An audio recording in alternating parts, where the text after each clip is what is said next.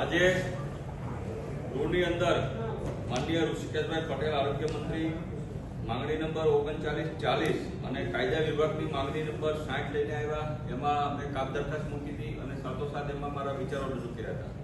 તમે જોયું છે ગુજરાતની અંદર આરોગ્યની જે સ્થિતિ છે એ ખૂબ જ કથળતી જાય છે. તમે જોયું છે કે અનેક પ્રાઇવેટ હોસ્પિટલોમાં ખૂબ મોટા ખ્યાતિકાંડ જેવા અનેક કાંડો થયા. આયુષ્યમાન કાર્ડનો અત્યારે ગુજરાતની અંદર ખૂબ ગેરલાભ પ્રાઇવેટ હોસ્પિટલોના જે સંચાલકો છે એ લઈ રહ્યા છે. મારા બોટાદની વાત કરું તો સોનાવાલા હોસ્પિટલમાં પણ આવા જે મા કાર્ડ ધારકો જે છે એમાં જેટલી પણ બહેનોની ડિલિવરી કરવામાં આવી બધી 100% સિઝેરિયનથી જ કરવામાં આવી છે. એક પણ નોર્મલ ડિલિવરી કરવામાં નથી આવી. તો આવા તો અનેક ગુજરાતના જિલ્લાઓમાં આવી કૌભાંડો થઈ રહ્યા છે. એટલે ગુજરાતનું જે આરોગ્ય તંત્ર છે એ ઘોર નિંદ્રામાં જોઈ રહ્યું છે. ત્યારે તમે જોયું છે કે ગુજરાતની અંદર મોટા ભાગના જે પીએચસી સેન્ટરો હોય, સીએચસી સેન્ટરો હોય કે સિવિલ હોસ્પિટલો હોય એમાં ડોક્ટરોની ખૂબ ઘટ છે. જે આરોગ્યના કર્મચારીઓ જે છે એ ગાંધીનગરમાં સતત 9 દિવસથી હડતાળ ઉપર ઉતરી ગયા છે. એટલે કે ગુજરાતનું આરોગ્ય તંત્ર સાવ નિષ્ફળ નીવડ્યું હોય એવું લાગી રહ્યું છે.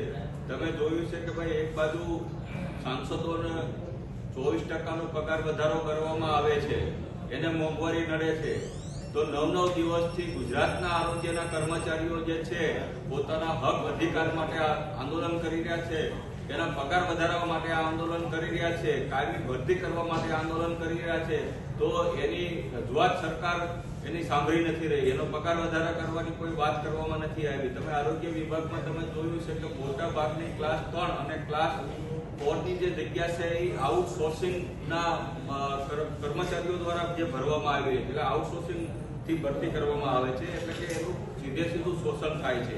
એક તમને આંકડો આપું તો અત્યારે ગુજરાતની અંદર વર્ગ જે છે પેરામેડિકલ 856 જગ્યા છે એ આજની તારીખમાં ખાલી જગ્યા પડી રહી છે. તમે જોયું છે કે વર્ગ 1 ની 1146 જગ્યા એવી છે કે આજની તારીખમાં એ જે ભરવામાં નથી આવી. વર્ગ 2 ની વાત કરું તો 1921 જગ્યા જે છે આજની તારીખમાં ગુજરાતમાં આરોગ્ય વિભાગમાં હજી સુધી ભરવામાં આવી નથી. 1920 જે જગ્યા છે નર્સિંગની, એ નર્સિંગની પણ જગ્યા આજની તારીખમાં હજી ભરવામાં આવી નથી. એટલે કે ગુજરાતમાં જે આરોગ્યની જે સ્થિતિ છે ખૂબ કથળતી જાય છે. લોકોની સુખાકારીમાં જે વધારો કરવાની જગ્યાએ ખરેખર લોકોની સુખાકારીમાં વધારો થતો નથી અને ડોક્ટરોની ઘટના કારણે લોકોને આરોગ્ય સુવિધા મળવાનો ખૂબ અભાવ જોવા મળી રહી છે. મારા બોટાદ જિલ્લાની વાત કરું તો આજે પણ આઈસીયુ કે એમ્બ્યુલન્સ નથી. સિવિલ હોસ્પિટલ મંજૂર કરી પણ પ્રાઇવેટ હોસ્પિટલ મંજૂર કરવામાં આવી છે, પ્રાઇવેટ મેડિકલ કોલેજ મંજૂર કરવામાં આવી છે. હવે અમારો જિલ્લો છે પછાત છે, ગરીબ વર્ગનો છે. પ્રાઇવેટ હોસ્પિટલ તો અમારે બોટાદમાં ઘણી છે. અમારી માંગણી હતી બોટાદ જિલ્લાને પ્રાઇવેટ મેડિકલ કોલેજની સિવિલ હતી ભાઈ સરકારી બનાવવાની. હવે સરકારે મંજૂર કરી છે એ પ્રાઇવેટ મંજૂર કરી. એટલે કે આખું જે પ્રાઇવેટીકરણ અત્યારે આરોગ્યનું વિભાગનું કરવા જઈ રહ્યા છે એમાં આમાંથી પાર્ટી સખત વખોડી રહી છે. અને સાથોસાથ કાયદાની વાત કરું તો ગુજરાતમાં સમાન કાયદો જોવા નથી મળતો. તમે જોયું છે કે આજે ગુજરાતની અંદર સરકારી વકીલોની જે ભરતી કરવામાં આવી રહી છે એ પોતાના મળતિયાઓ જે લાગોપારા હોય એની જ ભરતી કરવામાં આવે છે. એમાં પણ ઘટ છે. મોટા ભાગના ગુજરાતના કોર્ટોમાં જજોની ખૂબ જગ્યાઓ ખાલી છે. અત્યારે ગુજરાતના મોટા ભાગની જે કોર્ટો જે છે એમાં કેસનો ખૂબ જ ભરાવો થઈ રહ્યો છે. આજે કોઈને ગરીબ માણસોને ન્યાય મેળવવો હોય તો 25 વર્ષ સુધી એનો કેસ કોર્ટમાં ધક્કા ખવડાવી રાખે તોય તેમ છતાં એને ન્યાય ગુજરાતની અંદર મળતો નથી. અને ન્યાય પણ બે પ્રકારના અત્યારે ગુજરાતમાં જોવા મળે છે, એક ગરીબનો ન્યાય અને એક અમીરોનો ન્યાય. તમે જોયું છે કે ભાઈ જ્યારે મોરબીની દુર્ઘટના બની હતી ત્યારે એના જે માલિક છે એની ધરપકડ કરવામાં આવી હતી, પણ માત્ર ને માત્ર 60 દિવસની અંદર આજે બહાર કરી રહ્યા છે.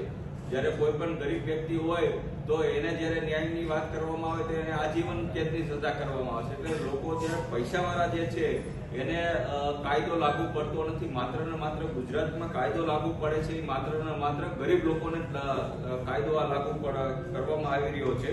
એટલે સમાન જે કાયદો જે છે ગુજરાતમાં એ જોવા મળતો નથી.